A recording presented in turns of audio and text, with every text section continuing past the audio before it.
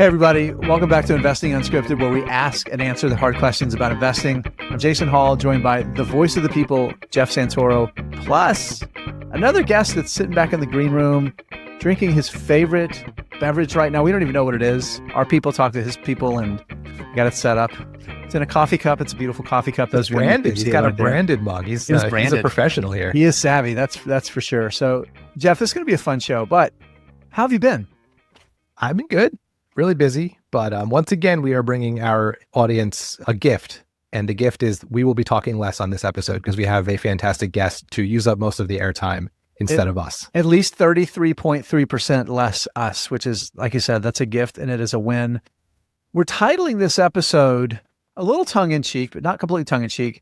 Why does your retirement plan suck? And we've all kind of been through it.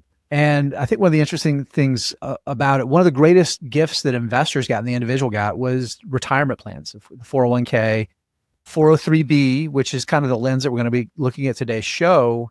And Jeff, you were lucky enough to come across a gentleman named Dan Otter. And we're going to have Dan come on here in a few minutes. But Dan's business is 403bs, helping people and organizations maximize the 403b as a resource. Are we ready to bring Dan on? Yeah, let's get him out of the green room. Dan, welcome. Welcome to the show. We're happy to have you here. Gentlemen, it is so good to be here. And let me just compliment you on the quality of your green room. It is better than mine. It's good. Good to know. We aim to please. We do. You know, we hope to have the guests feel comfortable. I'm glad that extra 99 cents a month we're giving to Riverside's paying off. It's good. Just to kind of build off of what Jason said, and then we'll ask you some questions here, Dan. You know, I work in education, as I've said a bunch of times. I'm an administrator. I was a teacher before that. And so my retirement plan for the past 25 years has been the 403b. And I went from not knowing or caring about what it was to becoming obsessed with how bad it is over the past 5 or so years. And I've done a lot of work with my own investing and some people I work with trying to get everyone's education level up. And a lot of the resources I have found to do that have come from Dan's organization, 403bwise.org, which we'll talk about. So Dan, welcome to the show. Why don't we start things off? I know we're going to talk about retirement plans, but we always ask guests who come on to give us kind of their origin story, right? How did they get here, involved in whatever the thing is that they do that got them onto our show? So have at it. Tell us about how you got here. Dan, before you do, I just want to say this to all those people out there that work in the private sector that are like, I don't have a 403b. This is useless. There's a lot of overlap with 401ks, and the general thread of this conversation, I think, is really relevant. I want to encourage everybody else, stay with us here because I think you're going to get a lot out of this conversation. So Dan, go ahead. Okay. Well, I want to take you guys back to the mid-90s. There were no podcasts. There were no cell phones. Okay. There was something, we watched MTV. It was that era.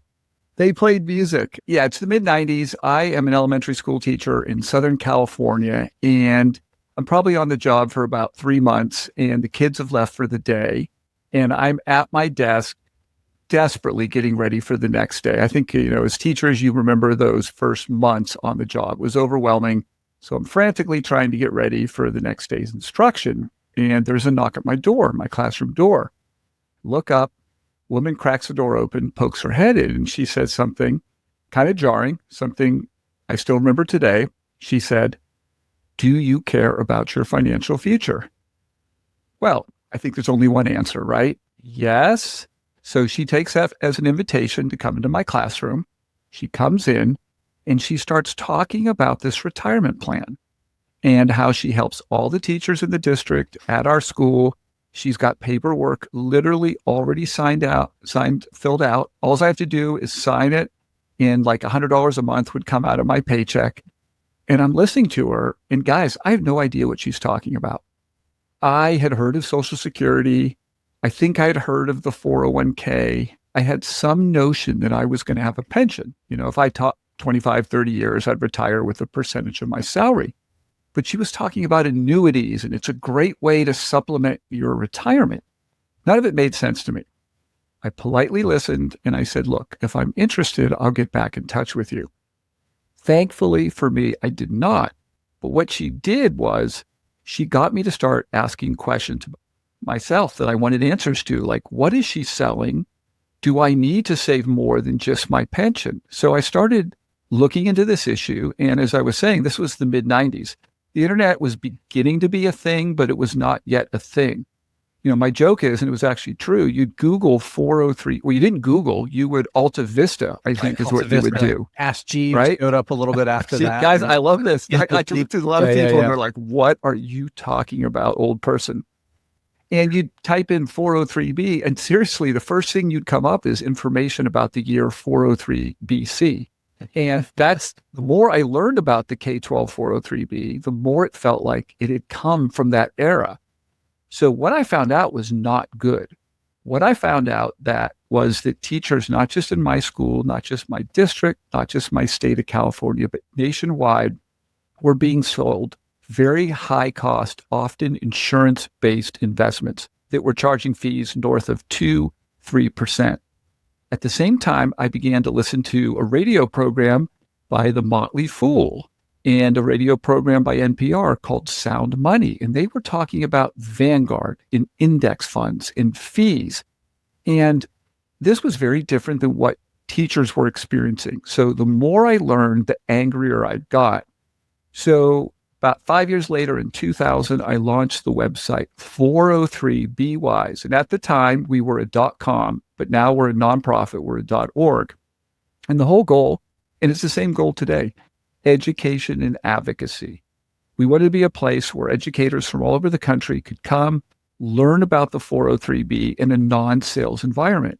Guys, that's probably problem number one. Most educators experience the 403B through a sales pitch. They might come into your classroom.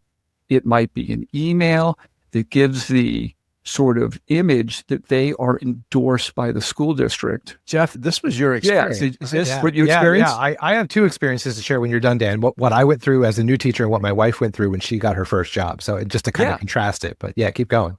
Yeah, I mean, that's basically it. I mean, that is such a core problem. It's, if you were a teacher, teachers work hard. We are tired. I was teaching elementary school at the time. You get your break, you go in there at recess for your break, and there's somebody there with food, and they say they're a financial professional. And because they're in your staff lounge or in your email box, you think they've been endorsed by the school district. They have not been, okay? They're not financial professionals. They are sales agents.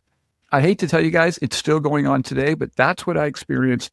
Launched the website, connected with an advocate named Steve Shulo almost immediately in Los Angeles, who put me in touch with a reporter for U.S. News and World Report. And within like 2 or 3 months of launching, we were mentioned in U.S. News and World Report. That gave me the courage to reach out to that NPR program, Sound Money, which I listened to dutifully every Saturday morning. I think it was either before or after the Motley Fool hour. And again, no podcast. You couldn't listen to it at your leisure. You had to be at your radio at 11 a.m. or 12 p.m., whatever it was.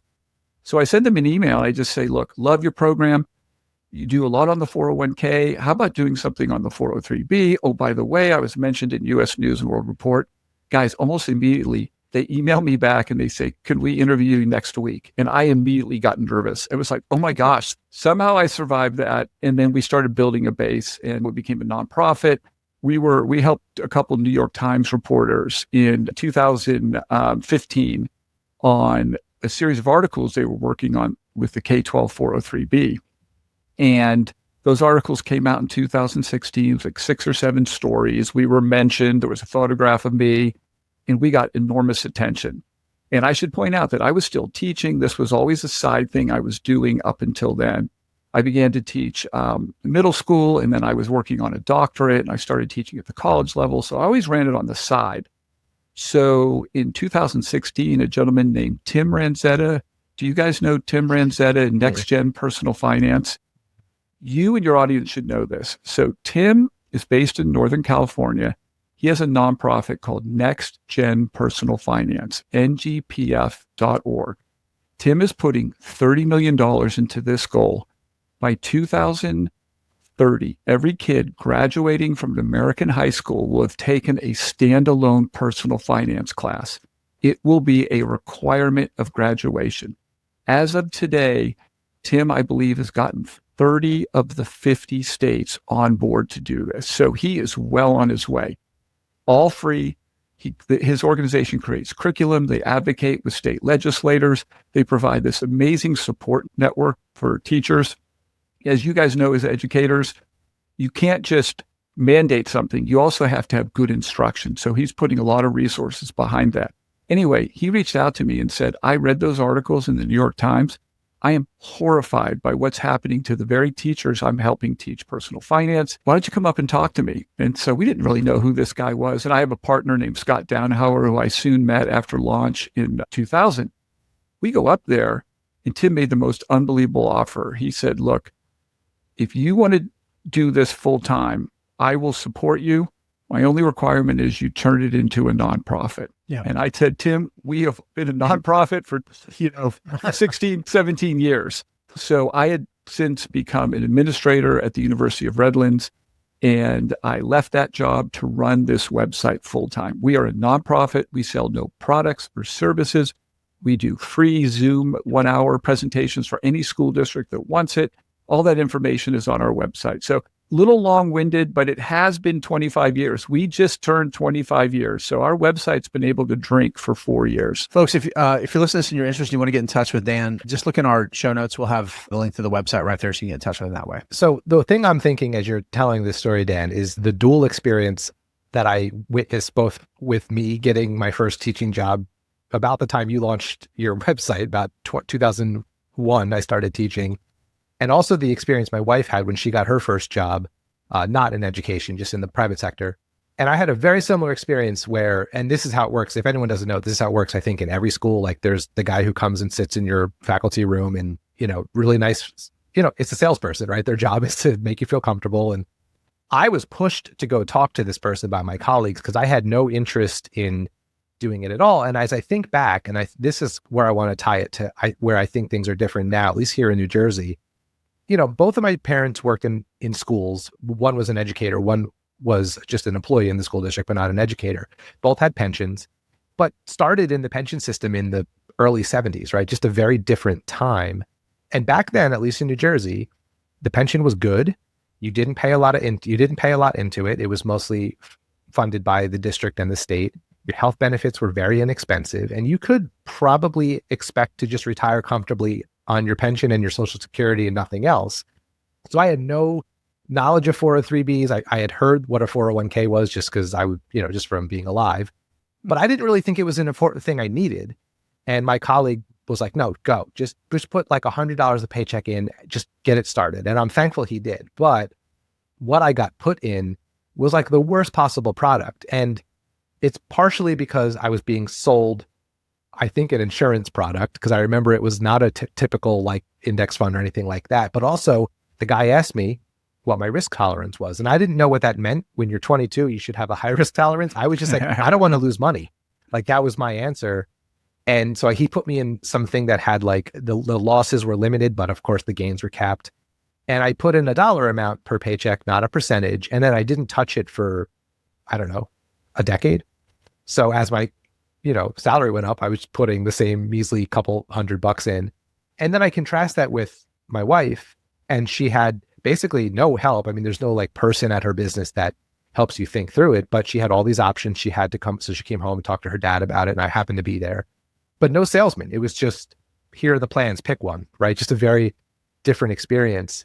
And then just to kind of wrap this up, I now am a supervisor, and I work with a lot of younger teachers who are just coming out of college. And in New Jersey, it is a completely different calculus now. The retirement age is higher. We pay a lot more into our pension. We pay a lot more into our health benefits. So these younger teachers, 21, 22, 23 years old, are like, they're like, I need to know about this because I'm going to have to work till I'm 70. Like there's no early retirement as a teacher or anything like that. So that's why I've started to really learn about all this stuff recently and talk to my colleagues, talk to teachers in our district who are interested in it. And I use your website, Dan, because I'm not a financial advisor. I'm not trying to tell them what to do. I'm just trying to get them to understand, look at the fees you're paying. Like, that's kind of all I do. Like, here's where you can find the fees. Look at them. So yeah, I'm really appreciative of the work you guys are doing. And I think the fee, I want to just focus on the fee thing as we pivot to the next question here, because again, we probably have, of our listeners, most are 401k investors, not 403b investors.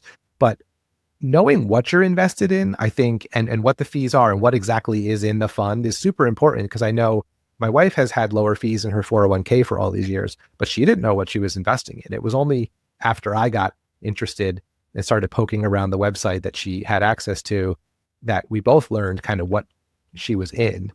It was still better than what I had, but she didn't know. So I think that's one lesson I want to hit home here is like the retirement accounts may be called different things, but there's a lot of overlap, a lot of similarity. Yeah, no, very well said.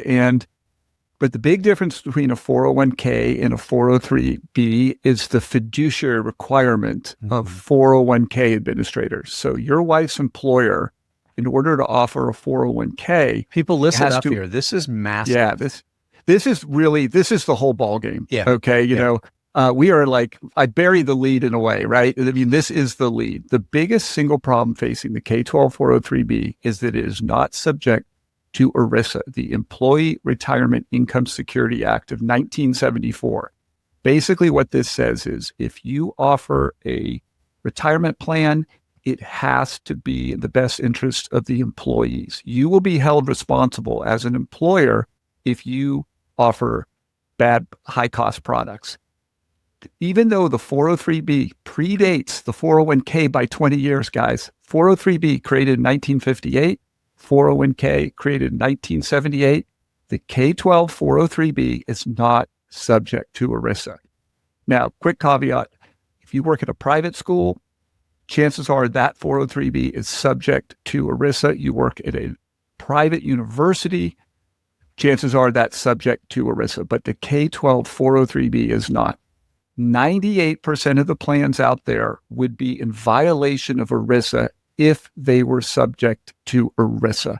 It is criminal that this is still a problem. And we joke that we're bad at our jobs because it's been 25 years and the same nonsense is happening every single day, especially right now at the beginning of the school year. This is when they get their meat hooks into the new teachers. Yeah. I want to take a moment and just break down exactly what that means for folks that are listening, because I've talked about it a lot before, and why if you're working with a financial professional, why it's so important to have somebody that operates under the fiduciary ethical standard. Because the short version is that for things that are covered by ERISA, what it means is that they are legally bound to offer you products that are specifically in your best interest. Without a fiduciary standard, there are no legal obligations. Say what you want about the morality or ethics, but there is no legal obligation to offer you the best products for you. In other words, they can sell you nearly whatever the hell they want. They can have two products, one that is better for you, one that is substantially less good for you and pays them more commission, and they can recommend the one that is worse for you that pays them more commission. Lacking that fiduciary standard is a massive, massive issue. So this is why I encourage people, if you're having a conversation, this is whether you're going out to meet that financial planner that your brother's next door neighbor says that, hey, here's my guy, you should talk to him.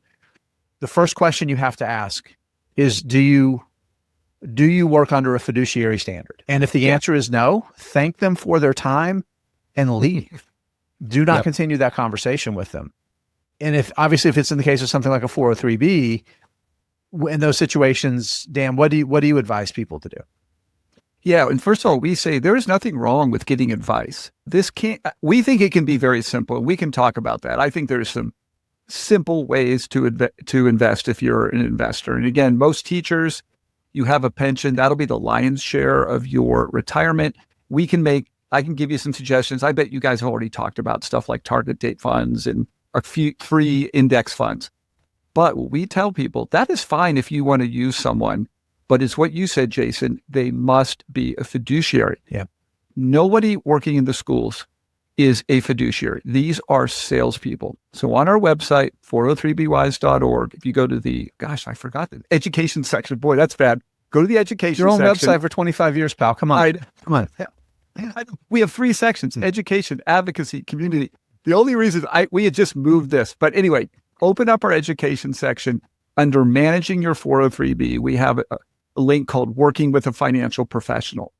And what we do is we lay out the CFP, Certified Financial Planner designation, and we have a fiduciary pledge, guys. You can click that fiduciary pledge and download it and make any advisor you're going to interview. Don't just go with the first person. Interview at least 3. Have them sign that. We also have a list of 20 questions that you can download and email or give to an advisor. Make them answer those questions. At the bottom, we have a resource where 3 different organizations where you can find a fiduciary advisor, the XY Planning Network, the Garrett Planning Network, the National Association of Personal Financial Advisors. And have you guys heard of Hello Nectarine? Mm-mm. Oh my gosh, this is a wonderful organization. We've had the gentleman on our podcast.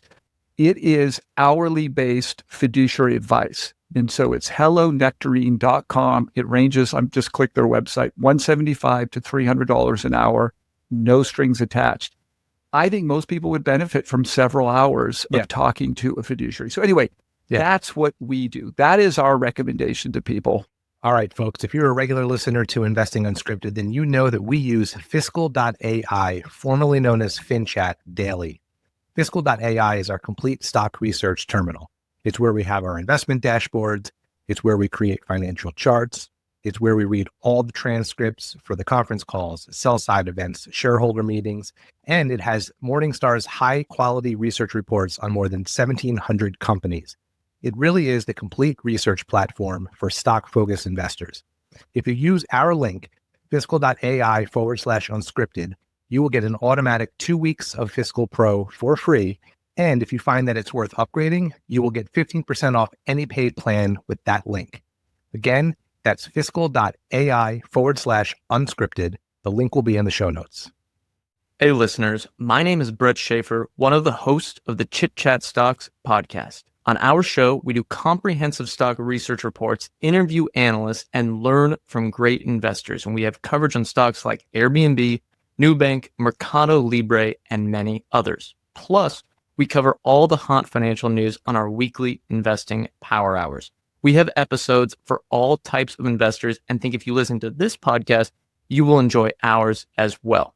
Follow the Chit Chat Stocks podcast on YouTube, Spotify, or Apple Podcasts and start discovering new investments today. When I talk to folks I work with, that again, I tread lightly in the sense that I'm not trying to tell them you should leave your 403b vendor or anything like that. I just try to point out to them, here are the fees you're paying, and you should know that. And then the other thing that I don't think a lot of people know, and I didn't know this either until I just kind of became obsessed with all things investing during the pandemic.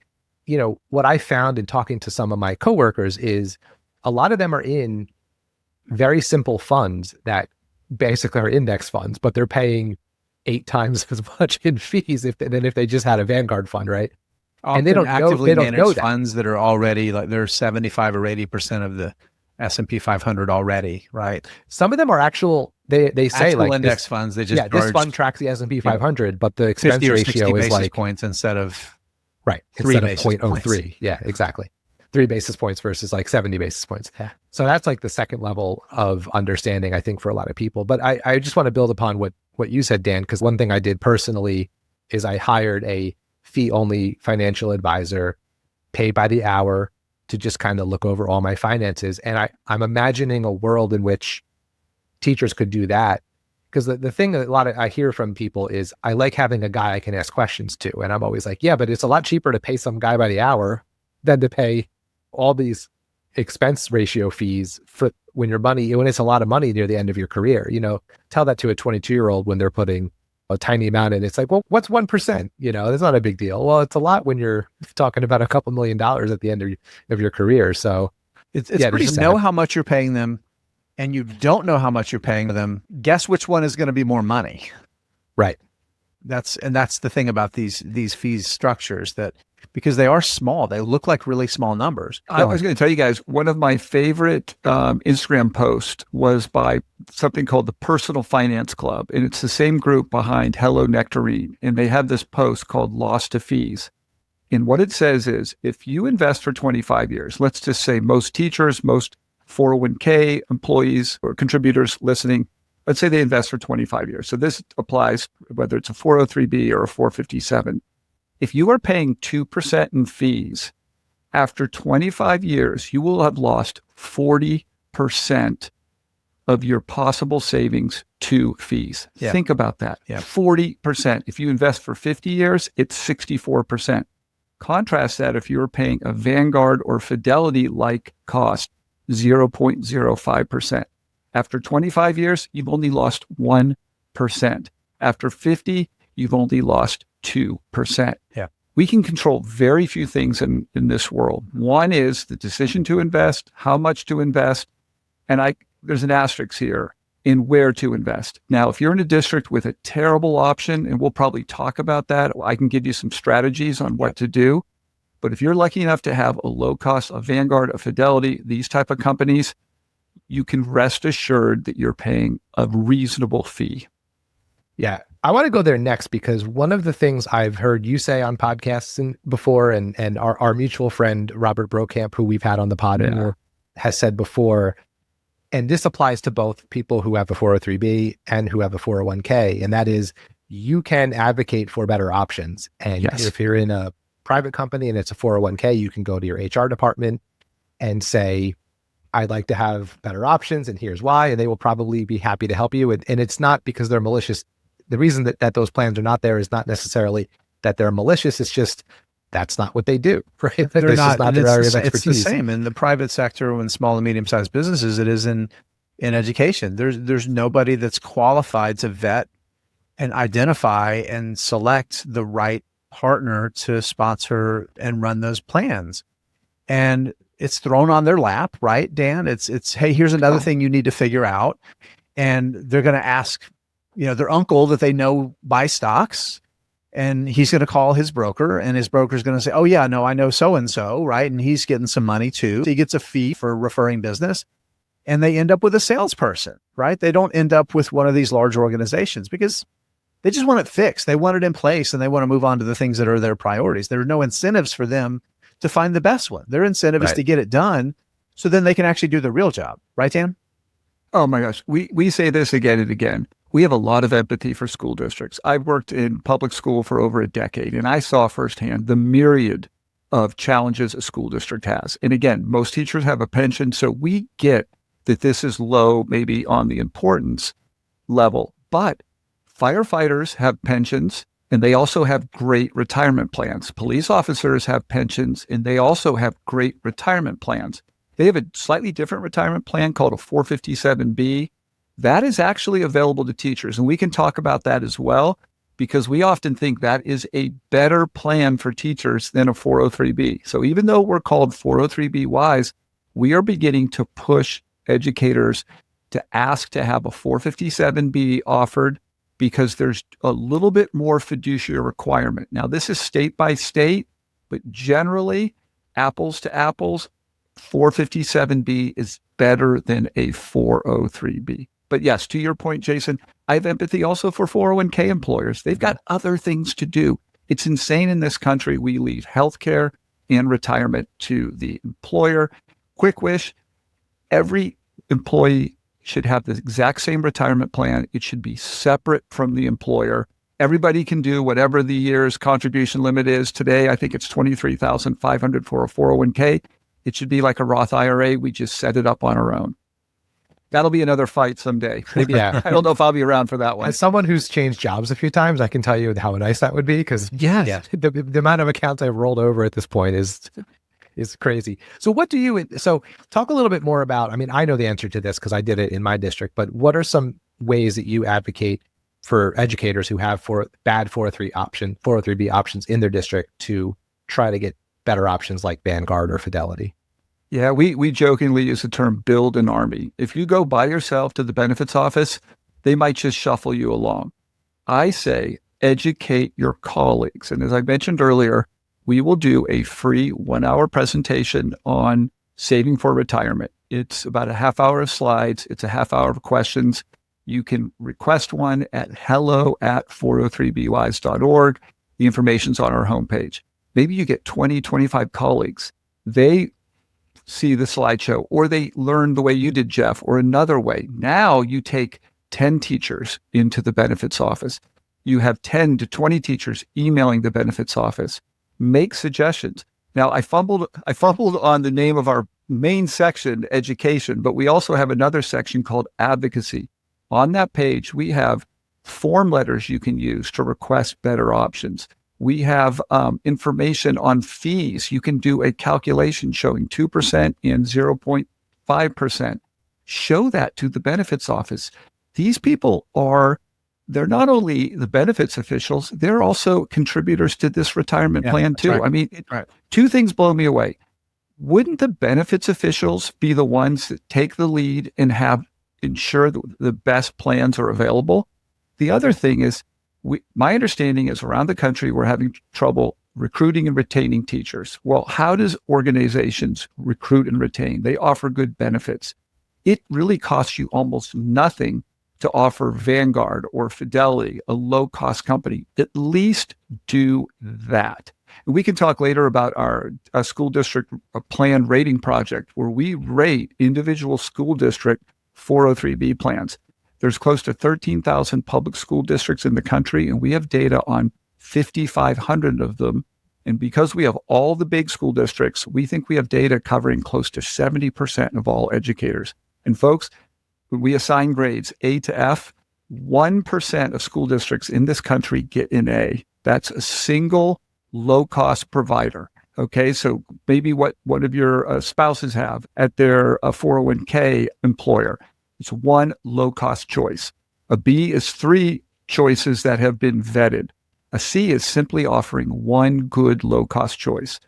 40% of all plans are Ds or Fs. F is, no good choices. Ds are like marginally one good choice. But anyway, this is a national problem. I'll just wrap up here, and then we'll give you a chance to plug anything else you want to hit on, Dan. But just for anyone who's listening who is an educator, 2 things I used from your website for myself. I used that 20-question questionnaire that you mentioned earlier. I sent that in an email to the representatives from the 5 or 6 vendors that we're allowed to use in my district, and got a variety of answers. But one of them was nice enough to mention at the end that their vendor had a participant directed plan that was low fee. And he didn't have to volunteer that information, but he did. And that's what I ended up going with. And then the other thing I did is, I liked your way of putting it, build an army. I handled it in my district. I spoke to our Administrators Association leadership, and I know of at least one teacher who came up to me to talk to me about it, who did the same thing with the Teachers Association. And that was the 2-pronged approach that we used. And just a few months ago, they added Vanguard as an option in our district. So it didn't take much, right? It was just like the associations, I think, was enough weight to say, hey, can we just do this? And again, I think the business office was like, sure. It didn't really require anything more than just them doing it. That kind of thing should be revenue neutral for a school district, right? Yeah, I don't think it cost them anything. No, you're right. Now, going to a single vendor is a political minefield, unfortunately. Because that just means, added, we didn't get rid of the other ones. We just left them, but we now have an additional choice. Yeah.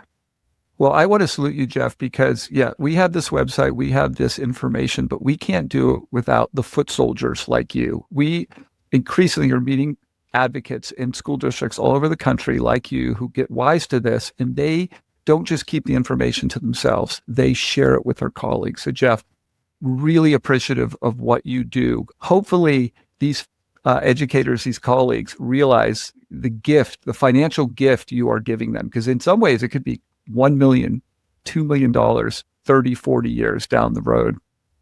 Yeah, it's tough though. Like, I know in talking to people, even when they're excited and happy to hear the information, there's also the inertia of not having to do the paperwork. Because we make it so hard. Yeah, it really isn't easy. You really have to go through the hoops. So that'll be the next battle. I have a question I want to make sure we do. Yeah, go ahead. What's the name of your podcast? Teach and Retire Rich. Okay, that's great. And it's tongue-in-cheek title. It means you engage in a career that is intrinsically rewarding. You're working with with students and great colleagues, and you can feel really proud after 30 years that you've engaged in a career that has been fulfilling and helping society. But you also have multiple retirement plans. You have a pension in most cases, a 403B, and teachers are eligible to do a 457B. So that's why we call it that. So my advice to anyone listening is, and this might be counter to what you might think, especially being called 403B wise, start with a Roth IRA. Yeah. Every new teacher should begin with a Roth IRA. I would say, even if you have Vanguard available in your 403B, I would contact Vanguard and I would open a Roth IRA and I would try to work up to maximizing funding, $7,000 a year. Once you hit that, then maybe look at the 403B. I'm sure you've talked about Roth money. It's after tax money. It's not going to lower your taxable income. If you're a new educator, you don't need to lower your taxable income. That's your goal. Yeah, that's your goal. Having wealth that will literally never, ever be taxed ever again. Yeah. Is I could tell you at age 60, when I look at my retirement plans, and I feel great. I've been doing this for 25, 30 years, but I wish I had more Roth money. Yeah. The Roth really wasn't something until, later in my working career. Certainly the Roth 403B, the Roth 457B, and there was also a Roth 401k are relatively new. So take advantage of the Roth first. And again, I think a key part of that, I just want to say, Dan, and I think this is important for folks that are working in the private sector that have a 401k. We preach about the 401k a lot is usually the first place to go because there's free money. There's those matching funds that you get from your employer. The 403B world, 457 is different in that regard, right? Yeah, there was one school district we heard of in Virginia that offered like a $100 match. Yeah. Which was, that's a chunk of money. Right. It's a rounding it from zero, though, that actually provide any sort of match, right? Hence why the Roth is first on your checklist for educators. Exactly. Yeah. Okay. And it's so easy. And again, Jeff, you referenced doing job hopping. I've had so many jobs, and I can relate to what this complexity of rolling things over. With a Roth IRA, you don't have to do anything if you change your job. The other thing I'll say is I'm going to guess a bunch of teachers are listening and they're going to be like, I don't know if I'm in a good or bad plan. I'll just plug this real quick. If you go to our homepage at the top, it says School District Rating Project. If you click that, you can choose your state and then it'll populate school districts. See if we have information on your plan. If we do, you'll see a grade assigned and you'll see the vendors, and the best vendors have a green check. If we don't, and you still go through that process, you will see how we grade vendors. We use an easy green light, yellow light, red light check system. So, we always say, if you're driving your car, come to a green light, go, you're fine. You obviously look around. If you are a green vendor, we've got them in these boxes: green plus, green minus. Fidelity, T. Rowe Price, Vanguard are the best of the best. You can go yourself and see the other green vendors. We have yellow, caution. They're not terrible, but we have more information on their fees. If you have a red one, okay, now you want to get out. And that's the number one question we get, whether it's directed at me or on our Facebook group. We have the 403B Wise Facebook group. We are closing in on 20,000 members. The single biggest, most popular question is, how do I get out of XYZ company? So that's what we tell people to do. Go to the Facebook group, post the question, how do I get out of it? Number one company is Equitable. Most people want to get out of Equitable. And we have all these advocates that will walk you through how to get out of it. Because when we do presentations or I do these kind of interviews, there's always people that are a little bit panicked. Okay, I'm in this bad one. How do I get out of it? From our homepage, underneath the education section is our most read story, week after week, month after month, year after year. Stuck in a bad 403B. If you click that, we walk you through how to get out of it. At the bottom of this is specifically how to get out of Equitable. We know this company knows about us. They have changed their procedures, we think, because of us. They make it increasingly harder to get out of this. We just had to update it on October 12th, 2024, because they've changed their procedures. They want you to give up. This is what they do. And so last thing I'll say is, if you're in a bad plan, it's the same thing as if you're in a hole. Stop digging. Go to your school district, zero out your contribution. Go get a new salary reduction agreement. Stop giving good money to a bad plan. If you are like you, Jeff, and maybe there's a good, I think you said Vanguard, open a new account with Vanguard. Rest assured now, that money is now going to a really good company. And we say, this is almost too complex to do during the school year. Maybe wait till the summer or Christmas break. Dig into how to get out of this plan. And what's really upsetting is they might find out they have a surrender charge. Companies like Equitable will charge you a percentage just to take your money out, not to take it to spend it, to take it and roll it over to Vanguard. What we would tell you is use any anger you have to getting out of that plan. You can do this. Teaching is hard and complex. If you can teach, you can do this. The only thing I'd add, two things. The surrender thing is real. What I ended up doing was I did the math on the fee I would pay because I had to go 3 more years to get out of the surrender. And I did the math, and it turned out that 3 more years of paying the fees I was paying in the bad vendor was less than the surrender fee. So it was worth ripping the Band-Aid off. And the last thing I'll say is the flip side of the salesperson coming to your building every year is that when you do decide to make a change and get out of that plan, now you're going to run into that person again. So it's even harder, I think, than just doing it on a website or calling a number because there's like that personal connection. But yeah, once you understand what's at stake, I think it's worth making that move. Yeah, just remember that person sitting across the table from you selling you something, they're not going to help you pay for your stuff when you retire. Yeah, right. Just remember that. Yeah. Many of them are earning very luxurious vacations to very desirable places like Maui, Tahiti. They are constantly trying to attain these sales goals on the backs of teachers. Yeah, no, that's exactly right. Everybody listening, I think we're going to wrap this up here. I just want to say this before I forget. Make sure maybe you're not an educator, maybe your spouse is and you're listening because this is something that's relevant inside the walls of your house. But there's a good chance that maybe you've got a cousin or a niece or nephew that is an educator, or your next door neighbor's kid is going to school to be a teacher.